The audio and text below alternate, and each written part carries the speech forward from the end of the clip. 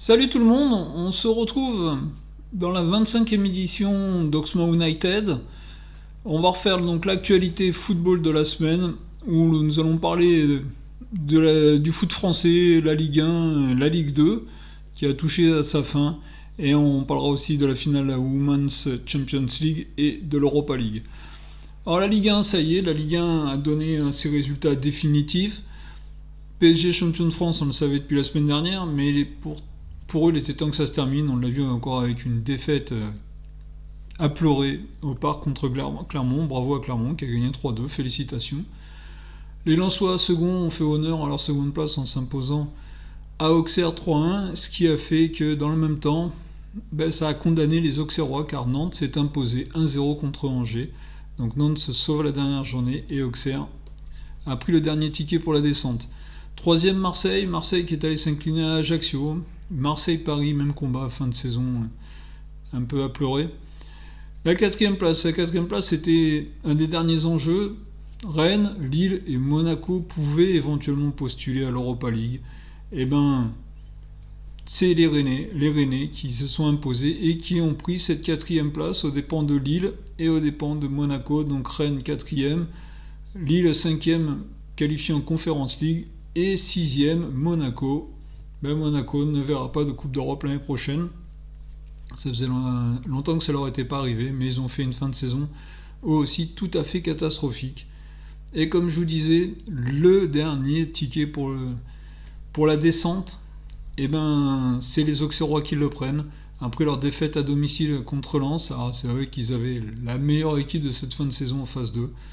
Mais voilà, terminé, Lens s'impose 3-1, Auxerre sera relégué en seconde division. Voilà tout ce qu'on pouvait dire, donc félicitations aux 20 équipes qui ont fait ces championnats. Il y a des heureux, il y a des malheureux. Les malheureux, on vous les a donnés, c'est les relégués, Auxerre, Ajaccio, Troyes et Angers. Les contents, PSG qui est champion de France, Lens qualifié pour la Champions League. Voilà ce qu'on pouvait dire sur la Ligue 1. Ligue 2, vendredi soir se joue la dernière journée de Ligue 2. Donc, ce que ça nous a confirmé, c'est le titre de champion de Ligue 2 pour Le Havre. Le Havre qui a dû attendre la dernière journée pour s'adjuger le titre et donc la montée en Ligue 1.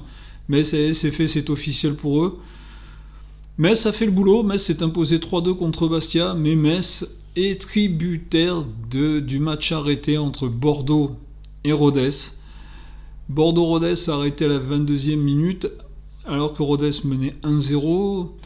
Alors on en parlera un peu plus tard, car ça met dans la montée donc Metz qui a 3 points d'avance sur Bordeaux et a une différence de plus de 4 buts. Donc si le match était en jeu et que Bordeaux venait à s'imposer 5-0, ça pourrait mettre Metz dans une mauvaise position. Mais c'est surtout dans le bas du tableau que ça va se jouer. C'est la dernière place, c'est le dernier ticket pour la descente en nationale qui va se jouer. Rodez, s'il gagne le match, passe devant Annecy. Mais là, aujourd'hui, Annecy,